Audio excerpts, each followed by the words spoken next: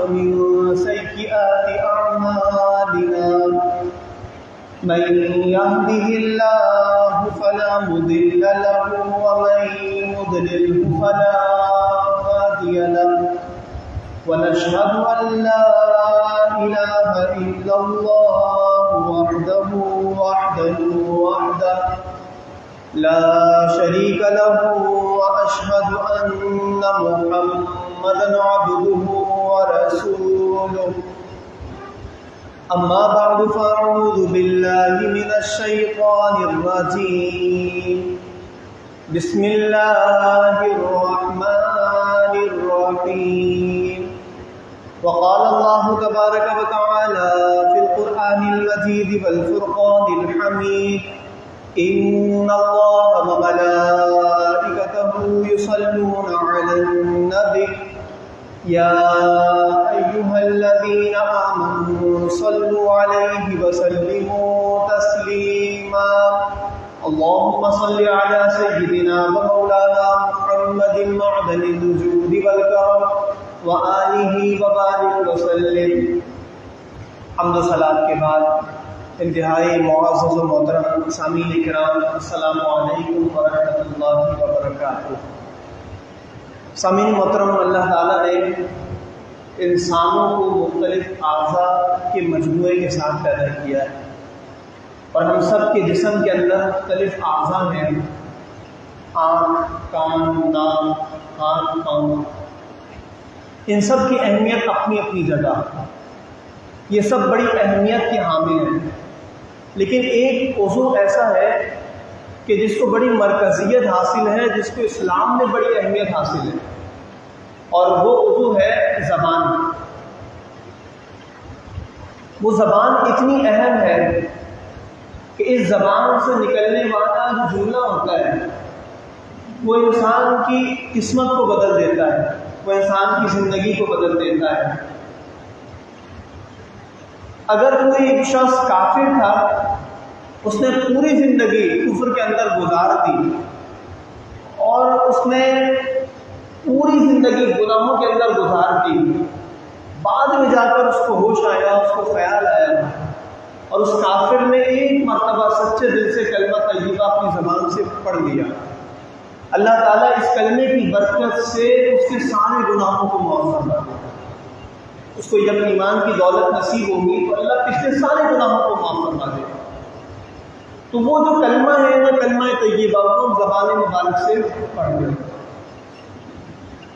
اسی طرح ایک مثال اس کی یہ بھی ہے کہ نامحرم کو دیکھنا گناہ ہے، اس کے اوپر نگاہ بھی نہیں ڈال سکتے، لیکن انسان اگر کسی نامحرم کے بارے میں یہ کہہ دے کہ میں نے اس سے نکاح کیا، اور وہ نامحرم کہ جس کی مرد کے اوپر نگاہ بھی پڑے تو وہ گناہ ہے، لیکن وہ اپنی زبان سے یہ کہہ دے کہ میں نے قبول کیا ہے، تو اب وہ نامحرم اس کی شریک حیات بن جائے اور اس کی بیوی بن جائے گی۔ تو یہ جو نکاح کا جو پورا پروسیس ہوا تو وہ کس بحاث پہ ہوا ہے کہ جس کو دیکھنا بھی جائز نہیں تھا، آج وہ آپ کی شریک حیات اور ہم سفر ہے، تو کس بحاث پر وہ آپ کے لیے جائز ہو گئی؟ تو وہ زبان سے نکلا ہوا ایک جملہ ہوتا ہے، جو لڑکا کہتا ہے قبول ہے، اور لڑکی کہتی ہے میں نے قبول۔ اسی طرح ایک اور مثال، ایک شخص ایسا ہے کہ جس نے نکاح کر لیا اور اس خاتون کے ساتھ اس نے ایک لمبا عرصہ گزار دیا، 20 سال، 22 سال، 25 سال گزار دیے، اور بچے بڑے ہو گئے، جوان ہو گئے، غلطی سے، بھولے سے، جانے سے، انجانے سے، کسی بھی طرح سے اگر زبان سے یہ 3 جملہ نکل گیا نا، طلاق طلاق طلاق، اب وہ بندی جو ہے وہ اس کے نکاح سے باہر ہو جائے گی، اب اس کی طرف دیکھنا جائز نہیں ہوگا، اب اس کے ساتھ رہنا جائز نہیں ہوگا، اور یہ بالکل ایسے ہو جائیں گے جیسے ایک دوسرے کے لیے بالکل پرائے ہیں۔ اس موقع پر انسان کو اہمیت کا اندازہ ہوتا ہے، جس کے ساتھ 30 سال گزار دیے، اور وہ 30 سال کا ساتھ صرف ایک 3 لفظ کے اوپر ٹوٹ جاتا ہے، تو یہ ہے وہ زبان کی اہمیت۔ اس میں اللہ نے جو زبان دی ہے اس حاصل ہے اس کو کتنا سوچ سمجھ کے انسان گزارے. تو انسان تو اس میں بے پرواہ ہے، لاپرواہ ہے، نہ جانے کیا کچھ بول رہا ہے اس زبان سے، جس کا وہ خمیازہ دنیا میں بھی بھگت رہا ہے اور آخرت میں بھی بھگتے ہیں. اللہ تعالیٰ کے نزدیک اس کی بڑی اہمیت ہے. جب انسان زبان سے کوئی بھی جملہ نکالتا ہے نا، ما یلفظ من قول الا لدیہ رقیب عتید، اللہ فرماتا ہے انسان جو بھی بات اپنی زبان سے نکالتا ہے ہمارا فرشتہ اس کے پاس لکھنے کے لیے محفوظ ہوتا ہے. بہت سی ایسی باتیں ہوتی ہیں جو ہم بول کے بھول جاتے ہیں، ہم بھول جاتے ہیں، لیکن وہ ایک مکتوب ہوتا ہے جو اللہ کے پاس لکھا ہوا ہوتا ہے. وہ ایک اچھا جملہ جو آپ اپنی زبان سے نکالتے ہیں، آپ کو نہیں پتا اللہ اس کی اس جملے کی وجہ سے اللہ خوش ہو جاتا ہے اس بندے کی مغفرت میں. اور آپ اپنی زبان سے کوئی ایسا جملہ نکال دیتے ہیں جس سے اللہ ناراض ہو جاتا ہے، اور آپ کو پتہ بھی نہیں ہوتا اللہ تعالیٰ آپ کو اتنے بلند مرتبے سے بہت نیچے پہنچا دیتا ہے. تو وہ کس کی وجہ سے ہوا؟ زبان کی وجہ سے. کہ زبان سے اچھے کلمات نکلیں، برے کلمات نہ نکلیں. اسی وجہ سے ہمارے جو سلف کے بزرگ تھے وہ صبح سے لے کے شام تک جو بھی بات اپنی زبان سے نکالتے تھے اس کو ڈائری میں لکھ لیتے تھے، صبح سے لے کے شام تک. جب رات کا وقت ہوتا وہ ہوتے تنہائی میں ہوتے، اپنی ڈائری کھول کے دیکھتے آج میں نے اپنی زبان سے یہ جملہ نکالا، آیا یہ صحیح بھی تھا یا غلط؟ آج میں نے یہ کہا کسی کے بارے میں، یہ صحیح ہے یا غلط؟ اب اپنا محاسبہ کرتے ہیں. آپ سوچیں کہ اگر انسان اتنا حساس ہو، اتنا محتاط ہو وہ زبان کے معاملے میں، پھر اس کی زبان لغزش نہیں کھاتی، اس کی زبان نہیں پھسلتی، نہیں بہکتی. لیکن اگر انسان اس کو بالکل بے لگام گھوڑے کی طرح چھوڑ دے گا تو کب اس کی جملے سے زبان سے کیا نکل جائے اس کو خود بھی نہیں پتا. اکثر آپ نے دیکھا ہوگا نا، بعض لوگ کہتے ہیں وہ میری زبان سے غلطی سے نکل گیا، وہ میری زبان سے غلطی سے نکل گیا. زبان پر کنٹرول نہیں. اور یہ ہمارے معاشرے کی بہت بڑی جو ہے نا وہ غلطی ہے. بہت سارے لوگوں سے ہم نے ایسے جملے سنے کہ جو کفریہ کلمات ہیں، جو کفریہ کلمات ہیں، معاذ اللہ ثم معاذ اللہ، اس کو نقل بھی نہیں کرنا چاہیے. نقل کفر نہ آ. سمجھانے کے لیے کہہ رہا ہوں. بعض لوگوں کو نماز کے بارے میں کہا جائے تو کہتے ہیں ہماری چھٹی ہے. کون سی چھٹی بھائی؟ کس نے دی یہ چھٹی؟ اور اگر کوئی اذان لمبی ہو جائے یا نماز لمبی ہو جائے یا کوئی تلاوت کہیں چل پڑے کہتے ہیں آج بہت لمبی ہو گئی ماشاء اللہ.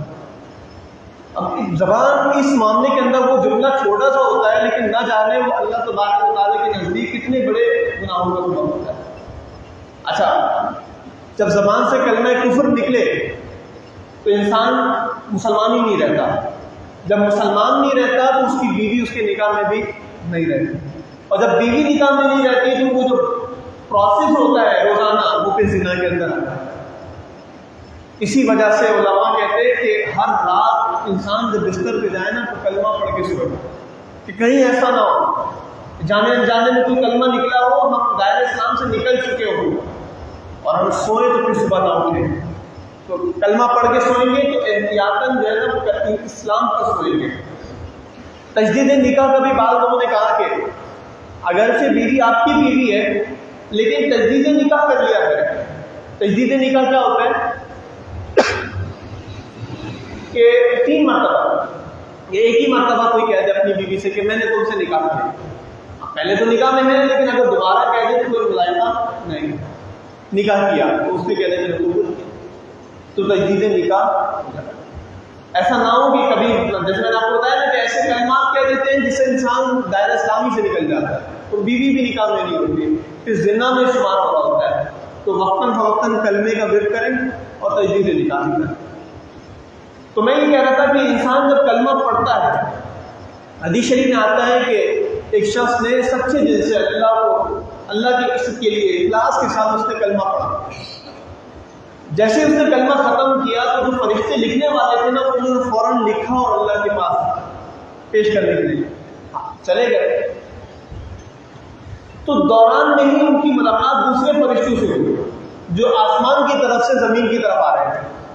ان فرشتوں نے پوچھا کہ تم کہاں جا رہے ہو؟ انہوں نے کہا کہ آج اللہ کے ایک بندے نے ایک کلمہ پڑھا ہے کہ جس کا ثواب بہت زیادہ ہے، ہم وہ کلمہ اللہ کی بارگاہ میں پیش کرنے جا رہے ہیں. تو وہ جو آنے والے فرشتے ہیں وہ بھی خوش ہوتے ہیں، وہ کہتے ہیں کہ اچھا تم اس بندے کا کلمہ لے کے جا رہے ہو. تو یہ فرشتے کہتے ہیں تم کہاں جا رہے ہو؟ تو وہ فرشتے کہتے ہیں کہ مجھے اللہ نے بھیجا ہے اسی بندے کی طرف تاکہ میں اس کو جا کے خوشخبری سنا دوں کہ اللہ نے تمہارے گناہوں کی مغفرت فرمائی. اور ہم یہ کلمہ پڑھتے ہیں تو کتنا مشکل ہوتا ہے ہمارے لیے، کچھ بھی نہیں ہوتا. یہی وجہ ہے کہ ہم ہر نماز کے بعد چلتے پھرتے کلمہ طیبہ کا بھی کرتے ہیں. بزرگوں نے کہا نا کہ جب آپ زبان سے کچھ کلمہ پڑھتے ہو یا کچھ بھی کہتے ہو، گویا کہ آپ اللہ کی طرف ایک خط کو لکھ رہے ہیں. تو پھر آپ کو سوچنا چاہیے کہ میں اپنی زبان سے اللہ کی طرف کیا بھیج رہا ہوں. چھوٹے بچے ہوتے ہیں، ان سے کوئی غلطی ہو جاتی ہے تو اگر آپ ان کو ڈرانے کے لیے کہیں نا کہ تمہارے ماں باپ کو بول دیں گے تو بچے ڈر جاتے ہیں. کیوں ڈرتے ہیں؟ اس وجہ سے ڈرتے ہیں کہ وہ یہ نہیں چاہتے کہ یہ بات ان کے ماں باپ تک پہنچے. کسی بچے نے گالی دی، آپ نے پکڑ کے کہا آج تمہارے باپ کو بتاؤں، وہ بچہ ڈر جاتا ہے، سہم جاتا ہے. کیوں؟ کہ والد کو پتہ چلے تو سزا دیں گے. اور ہم کلمات نکالنے سے پہلے یہ نہیں سوچ رہے کہ یہ کلمہ نکلے گا تو کسی اور کو بعد میں پتہ چلے گا، ہمارے رب کو پہلے پتہ چل رہا ہے. جیسے اس حدیث سے پتہ چلا نا کہ فرشتے لے کے بعد میں جا رہے ہیں. بندے نے جیسے ہی کلمہ پڑھا اللہ نے اس کو اسی وقت جو ہے کو بشارت عطا فرما دی گناہوں کی بخشش. تو بزرگوں نے اسی لیے کہا کہ تمہیں سوچنا چاہیے کہ تم کیا جو ہے اللہ کی طرف بھیج رہے ہو. تو ایک بزرگ تھے، ان کو بعد میں کہتے تھے کہ آپ نصیحت کریں، آپ بہت چپ رہتے ہیں، آپ لوگوں کو کچھ بولتے نہیں ہیں، آپ کچھ نصیحت کریں. تو بزرگ نے جواب دیا کہ جن لوگوں کو میری خاموشی سے بات سمجھ میں نہیں آتی میں ان کو زبان کھول کے کیا نصیحت کروں. جو سمجھنے والے ہوتے ہیں وہ خاموشی سے ہی سمجھ جاتے ہیں، اور جو نہیں سمجھنے والے ہوتے ہیں اس کو آپ لاکھ سمجھا لیں وہ بات سمجھتے ہی. وہ کہتے ہیں میری خاموشی ہی ہے. اچھا وہ جب خاموش رہتے ہیں تو جب زبان سے نکالتے ہیں تو کیا نکالتے ہیں؟ وہ زبان سے جب کلمات نکالتے ہیں تو اچھی بات نکالتے ہیں، ولا کچھ بھی نہیں نکالتے. حدیث میں آیا کہ آپ علیہ السلام نے ارشاد فرمایا کہ تم پر لازم ہے کہ تم خاموشی اختیار کرو، اور اگر تمہیں کوئی بات اچھی ہے کہنے کی تو کہو ورنہ خاموش ہو. اچھی بات نہیں نکالتے ہیں. ایک عبداللہ بن مبارک بہت بڑے صوفی بزرگ ہیں، انہوں نے ایک واقعہ لکھا اور بڑا عجیب واقعہ لکھا. انہوں نے یہ لکھا کہ ایک مرتبہ ایسا ہوا کہ میں اپنی بستی میں موجود تھا، ایک اونٹ کے اوپر ایک خاتون کو میں نے آتے ہوئے دیکھا، تو میں قریب گیا اور میں نے جا کر اس خاتون کو سلام کیا. تو اس خاتون نے جواب میں قرآن کریم کی یہ آیت پڑھی، سلام قولا من رب الرحیم، سلام قولا من رب الرحیم. انہوں نے کہا کہ مجھے سمجھ میں آ گیا کہ یہ میرے سلام کا جواب دے رہے ہیں. پھر عبداللہ بن مبارک کہتے ہیں کہ میں نے اس خاتون سے پوچھا کہ آپ یہاں پر کیسے آ رہے ہیں یا کہاں سے آ رہے ہیں. اس خاتون نے میرے بات کو کوئی جواب نہیں دیا، بس قرآن کی پھر یہ آیت پڑھ دی، وَأَتِمُّ الْحَجَّ وَالْعُمْرَةَ لِلَّهِ، اللہ کے لیے حج اور عمرہ کو مکمل کرو. عبداللہ بن مبارک کہتے ہیں میں سمجھ گیا کہ یہ کہنا چاہتی ہے کہ یہ حج اور عمرے کو ادائیگی کر کے آ رہی ہے. تو عبداللہ بن مبارک کہتے ہیں کہ پھر میں نے اس خاتون سے پوچھا کہ آپ یہاں پر مطلب آپ تو گئی ہیں تو یہ جو راستہ یہاں پر کیوں پہنچی ہے؟ انہوں نے جواباً کہا کہ میں یضلل اللہ فلا ہادی لہ، کہ جس کو اللہ راستہ بھلا دے اس کو کوئی ہدایت نہیں دے سکتا. عبداللہ بن مبارک کہتے ہیں میں سمجھ گیا کہ یہ راستہ بھول کر میری بستی میں آ گئی. تو عبداللہ بن مبارک کہتے ہیں کہ میں نے اس خاتون سے پھر پوچھا کہ آپ کہاں جانا چاہتی ہیں؟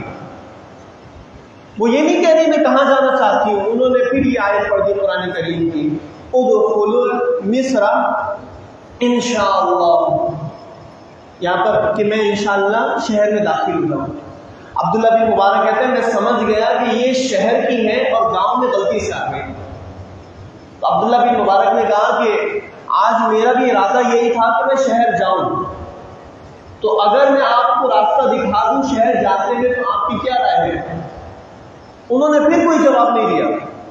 انہوں نے پھر یہ کہا کہ وَأَحْسِنُوا إِنَّ اللَّهَ يُحِبُّ الْمُحْسِنِينَ، تم مجھ پر احسان کرو، اللہ احسان کرنے والے کو پسند کرتا ہے. یہ سمجھ گئے کہ یہ چاہتی ہے کہ میں اس کو راستہ دکھاؤں.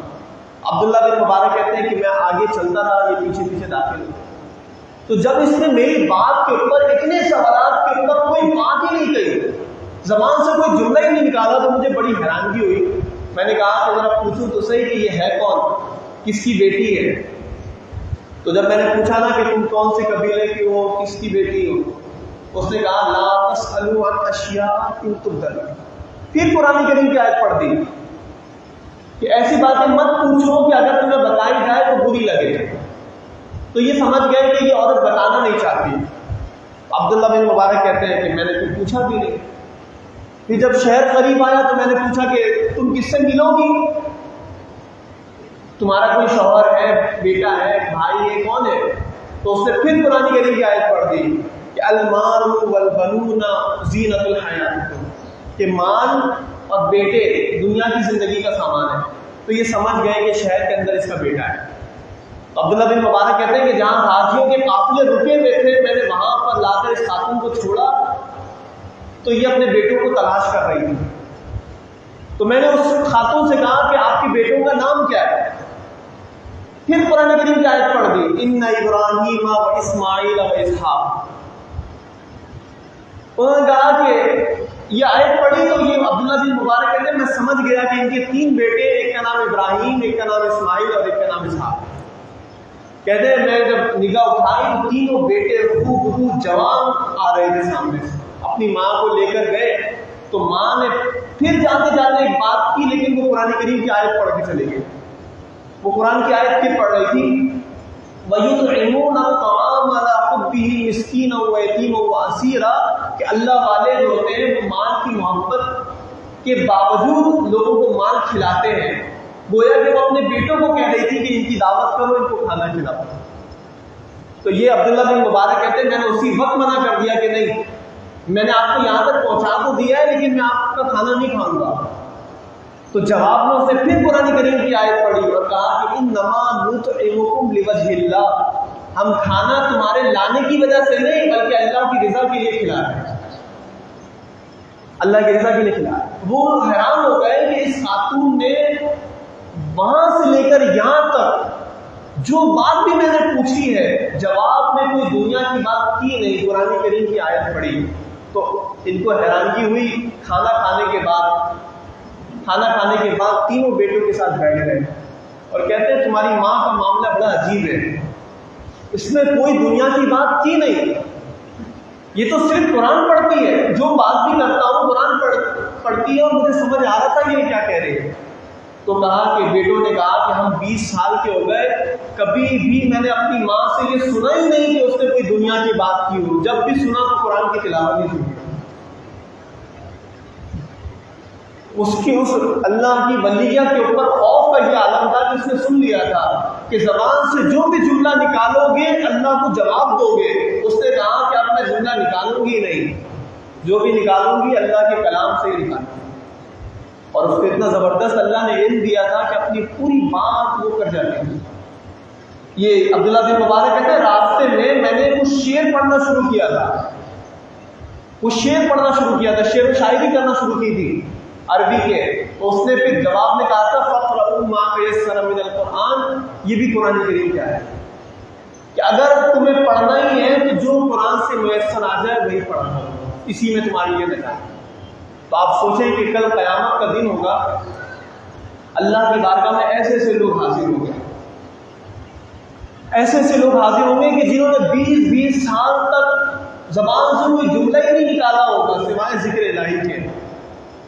اور انہی کے پیچھے پھر ہم جب حاضر ہوں گے تو ہماری پھر پیشی کیسی ہوگی کہ ہمارے زبان سے جو بھی جملہ نکلتا ہے وہ ایسی اللہ بولتا ہے، فضول ہوتا ہے، غیبت ہے، چغلی ہے اور دل خراش مطلب لوگوں کے دل توڑنے والی باتیں ہوتی ہیں، تو انسان ایک لمحے کے لیے سوچے اور یہ کام دوسروں پہ چھوڑ دے۔ آپ اگر یہ بیٹھ کے یہ کام کریں نا تو کوئی کمال نہیں ہے، کیونکہ آپ جب چلے جائیں گے تو آپ کے پیچھے آپ کے دوست یہی کام کر رہے ہوں گے، جو آپ کسی اور کی برائی کر رہے تھے آپ کے جانے کے بعد یہی کام آپ کے دوست کرنا شروع کر دیں گے۔ تو یہ کوئی کمال کا کام تھوڑی ہے، کمال یہ ہے کہ انسان اپنے زبان کی حفاظت کرے اور اس کو صحیح معنوں میں جو ہے وہ اللہ کے ذکر کے ساتھ جو ہے وہ آراستہ کرے، ورنہ خاموشی میں۔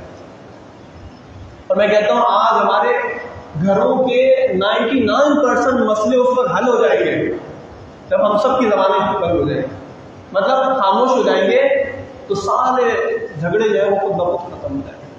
ہوتا یہ ہے کہ جو جس کے ساتھ ہوتا ہے، جو جس کی پارٹی کا ہوتا ہے، جو جس کے زیادہ قریب ہوتا ہے، دونوں مل کے غیبتیں کر رہے ہوتے ہیں، نفرتیں پیدا کر رہے ہوتے ہیں، دل کو خراب کر رہے ہوتے ہیں۔ پھر جب لڑائی جھگڑا شروع ہوتا ہے تو مرد اپنے ہاتھ کو نہیں سنبھال پاتا، عورت اپنی زبان کو نہیں سنبھال پاتا، کیونکہ مرد کے اندر اللہ نے جذباتیت کو رکھا ہے تو وہ ہاتھ نہیں سنبھال سکے گا جب لڑائی کا موقع ہوگا، اور خاتون جب لڑیں گی تو آپ دیکھیں گے کہ زبان کو نہیں سنبھالیں گے، ایسی ایسی باتیں زبان سے نکال دیں گی کہ بات لڑائی کے جب وہ سوچیں گی تو وہ خود پچھتائیں گی کہ میں نے کیا بول دیا اور کس کو بول دیا، کیا بول دیا۔ اللہ تعالیٰ ہم سب کو زبان کی حفاظت کرنے کی توفیق عطا فرمائے۔ حدیث شریف میں آتا ہے، حضور سے پوچھا گیا یا رسول اللہ صلی اللہ علیہ وسلم قیامت کے دن سب سے زیادہ لوگ جہنم میں کس وجہ سے جائیں گے؟ اللہ کے نبی صلی اللہ علیہ وسلم نے زبان کی طرف اشارہ کیا، آپ نے فرمایا اس کی وجہ سے۔ جناب صدیق اکبر تو اپنی زبان کو کھینچ کر بتاتے تھے کہ یہ بہت بڑا فتنہ ہے، یہ بہت بڑا فتنہ ہے، یہ بڑی بڑی لڑائیاں لگانے والی چیز ہے، جو اس کی آفت سے بچ گیا وہ ساری آفتوں سے بچ جائے گا، اور جو اس کی آفت میں گرفتار ہو گیا وہ ساری آفتوں میں گرفتار ہو گیا۔ اتنا بچتے ہوئے حضور علیہ السلام نے ارشاد فرمایا کہ تم میں سے جو بندہ مجھے دو چیز کی گارنٹی دے دے میں اس کو جنت کی ضمانت دے دوں گا، جنت کی ضمانت دے دوں گا۔ تو پھر حضور نے فرمایا کہ ایک وہ ہے جو دو دانتوں کے درمیان میں یعنی زبان، اور ایک وہ ہے جو دو رانوں کے درمیان ہے یعنی شرم کا، جس نے ان دو چیزوں کو سنبھال لیا وہ جنت میں چلا جائے گا، اور فتنے کے سامان بھی یہی دو چیزیں۔ ایک مرتبہ ایسا ہوا کہ حضرت حسن بصری رحمۃ اللہ تعالیٰ علیہ بیان کرتے ہیں، حضرت حسن بصری کہتے ہیں بارش ہوئی اور زبردست بارش ہوئی، تو چاروں اطراف میں کیچڑ تھے، تو آپ کو پتا ہے نا کہ کیچڑ میں لوگ کیسے سنبھالتے ہیں، اپنے کپڑے کو بچا کے سنبھل کے چلتے۔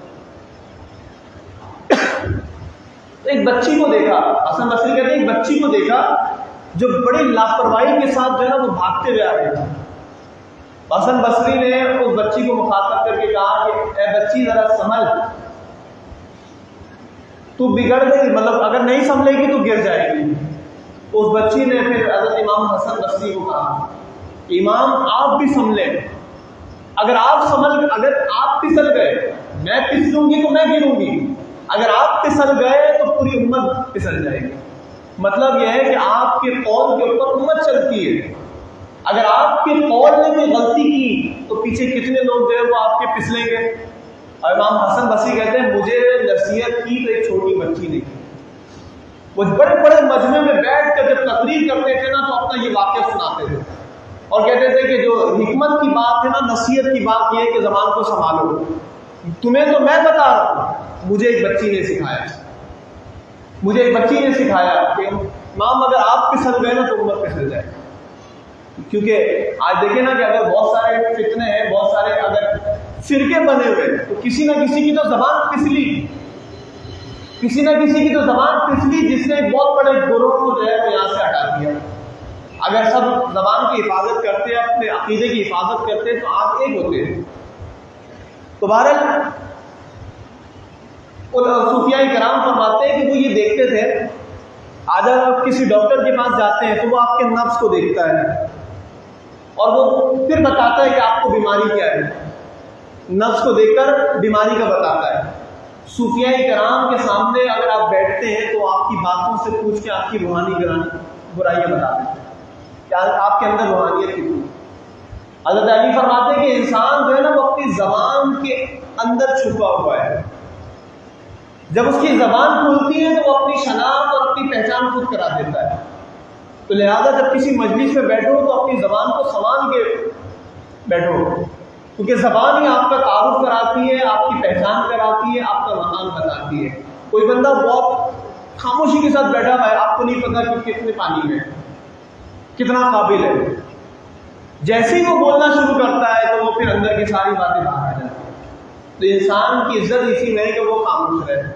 حدیث شریف میں آیا کہ من سمعت فقد نجا، کہ جو خاموش رہا وہ نجات پا گیا۔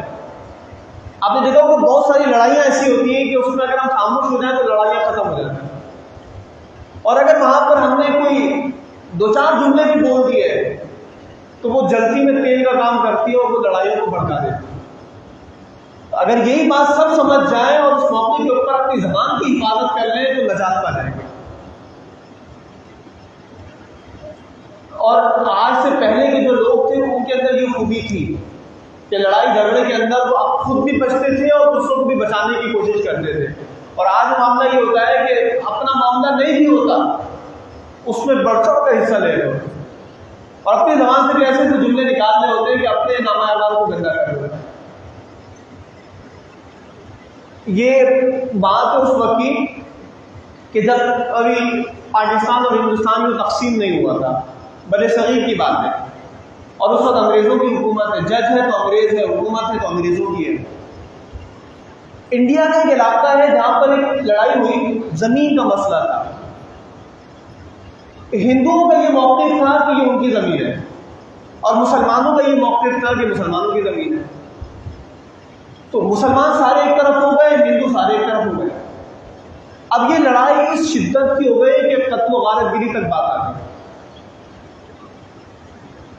تو انگریز جو اس وقت جج تھا اس کی کوشش یہی تھی کہ کسی طرح معاملہ رفع دفع ہو جائے۔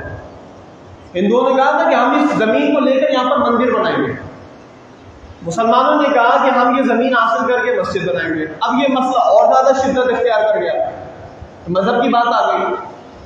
تو جب یہ لوگ مار پیٹ پر آئے، لڑائی جھگڑے پر آئے، تو کہتے ہیں جج نے ان دونوں فریق کو بلا لیا، جن میں سمجھدار قسم کے لوگ تھے ان کو بلا لیا اور کہا کہ ان کا فیصلہ عدالت میں ہوگا۔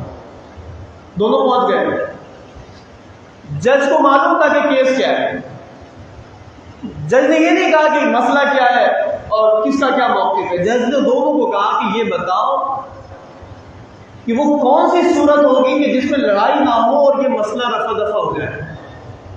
تو ایک ہندو نکل کر آیا اور اس نے آ کر جج سے کہا، کان میں کہا کہ میں آپ کو ایک مسلمان کا نام بتاتا ہوں، ایک مسلمان عالم دین کا نام بتاتا ہوں، آپ ان کو بلائیں، ان سے پوچھیں کہ یہ جگہ کس کی ہے۔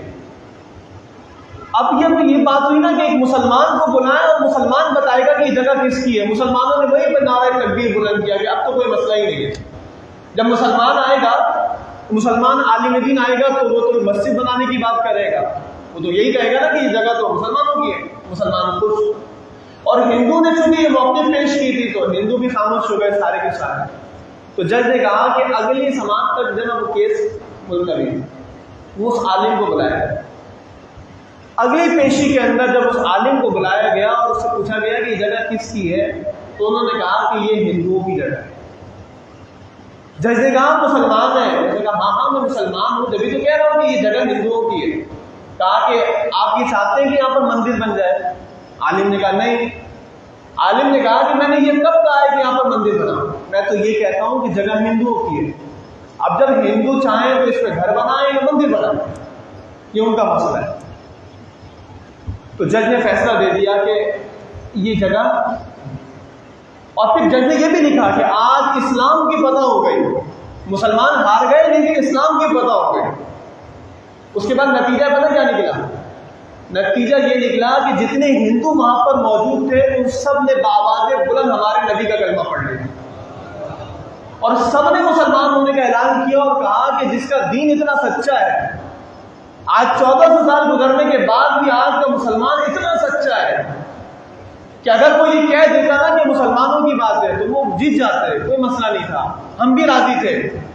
لیکن وہ اتنا دین اتنا سچا ہے تو سب نے کلمہ پڑھ لیا، اور پھر ہندوؤں نے یہ اعلان کیا کہ اب چونکہ ہم ہندو نہیں رہے، اب ہم مسلمان ہو چکے ہیں، تو اب اسی جگہ پر ہم مسجد بنائیں گے، اور اس کو آباد بھی مر کے ہندوؤں نے کیا۔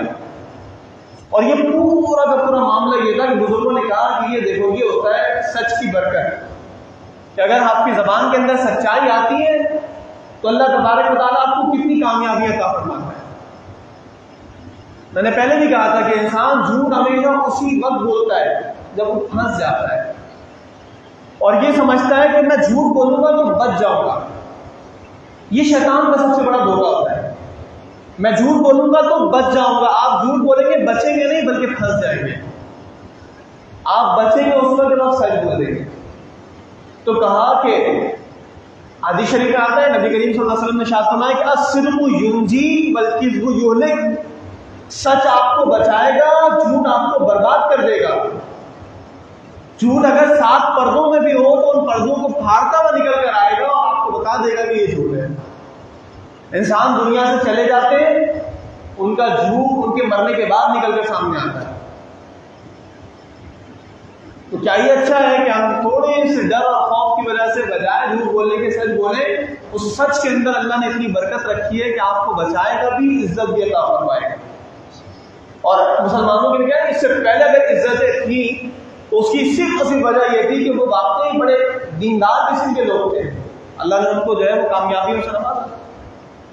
کہتے سلطان صلاح الدین ایوبی کم عمر نوجوان ہے، اور اس عمر کے نوجوان آج کچھ بھی نہیں کرتے۔ صلاح الدین ایوبی نے صلیبی جو جنگیں ہوئی تھی ان میں ان کو شکست دینے کے بعد بیت المقدس کو فتح کیا۔ حالانکہ خود نوجوان نے ڈر اور خوف تو اس کو بھی ہے۔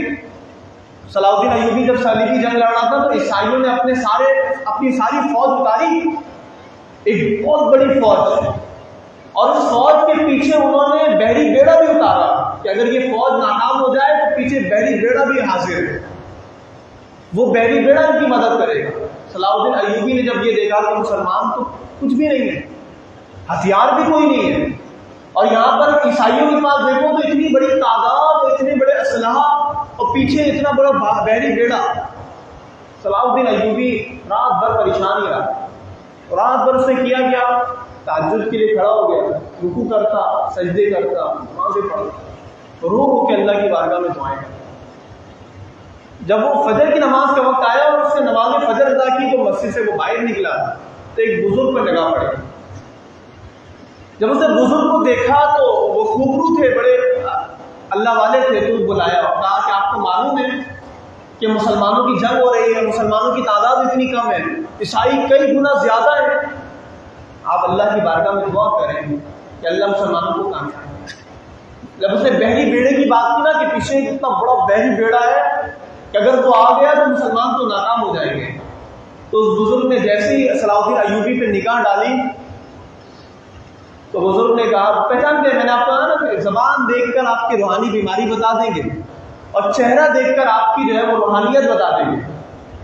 وہ بزرگ نے جیسے ہی چہرہ دیکھا نا وہ سمجھ گئے کہ رات بھر اس نے اللہ کی بارگاہ میں بڑی نمازیں پڑھی ہیں اور بڑی دعائیں کی ہیں۔ تو بزرگ نے کہا کہ میری دعا کی ضرورت نہیں، تو نے رات اللہ کی بارگاہ میں جو آنسو بہائے ہیں نا، ان آنسوؤں نے ان کے بحری بیڑے کو غرق کر دیا، ان کو ڈبو دیا۔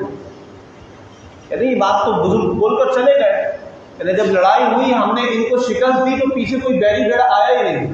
بعد میں جب تحقیق کی گئی تو پتہ یہ چلا کہ وہی رات جب یہ کھڑے ہو کے نمازیں پڑھ رہے تھے، اللہ نے اسی رات ان کے آنسوؤں کے صدقے ان کے بحری بیڑے کو غرق فرما دیا، ان کے بحری بیڑے کو غرق۔ اس کی وجہ صرف اور صرف یہ ہے کہ وہ بڑے دیندار قسم کے لوگ، ان کے زبان کے اندر بھی سچائی، ان کے قول و فعل کے اندر بھی سچائی، اللہ نے بڑی تاثیر رکھی، دعاؤں کے اندر بڑی تاثیر رکھی۔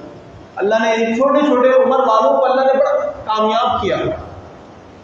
اور آج ہمارے گناہوں کا نتیجہ دیکھیں آپ، کیسے ایسے حکمران ہمارے اوپر مسلط ہو گئے ہیں کہ آج اگر ان کی خلاف ہم بددعائیں کر دیتے ہیں تو ہماری بددعائیں بھی نہیں لگ رہی ہوتی، کہ جنہوں نے مسلمانوں کو اتنا پریشان کیا ہوا ہے، اتنا پریشان کیا ہوا ہے کہ آپ مت پوچھیں۔ تو کہیں جہاں ان کا بھی قصور ہے، جب کہتے ہیں نا حکمران اگر ایسے ظالم جابر قسم کے بدکار کردار قسم کے لوگ آ جاتے ہیں تو کہیں نہ کہیں رعایا ویسی ہوتی ہے جیسے حکمران، یعنی جیسے ایسی رعایا ہوگی حکمران ان کے اوپر ویسے ہی ہوں گے۔ ان کے اوپر اگر اچھے اچھے لوگ تھے تو ان کے ماتحت لوگ بھی بڑے اچھے تھے۔ ہم یہ یقین کرتے ہیں کہ ہمارے گناہوں کا ہی نتیجہ ہے کہ ہمارے اوپر ایسے حکمران مسلط ہو گئے کہ جن کے اندر دل ہی نہیں ہے، اور دل ہے تو اس کے اندر احساس ہی نہیں ہے کہ آج ان کو تو کوئی فرق نہیں پڑتا، لیکن آپ اس غریب آدمی سے پوچھیں کہ جو روزانہ کمانے والا، روزانہ کھانے والا ہے، اور جو بمشکل کرایہ نکال کر جو ہے وہ گھر چلانے والا ہے، آپ سوچیں کہ آج کے دور کے اندر اس کے لیے کیسی آزمائش ہو گئی۔ اور یہ بڑے بے حیا قسم کے لوگ ہیں، بغیرت قسم کے لوگ ہیں کہ شرماتے بھی نہیں ہیں یہ معاملہ ہوتے، کہتے ہیں ابھی اور بھی مزید بڑھانا باقی ہے۔ کہاں تک لے کے جائیں گے؟ آپ دیکھیں ویسے ہی خودکشیاں ہو رہی تھیں اس وقت، تو اب حالات کی سنگینی کی طرف جا رہے ہیں۔ اللہ تبارک و تعالیٰ سے دعا ہے کہ اللہ تعالیٰ ہماری مدد فرمائے، اللہ ہمارے حال ذات پر رحم فرمائے، اللہ تعالیٰ ہم سب کو صحیح معنوں میں سدھرنے کی توفیق عطا فرمائے، اور پھر نیک حکمران اللہ نے عطا فرمائے۔ وما علینا الا البلاغ المبین، سنت عطا فرمائے۔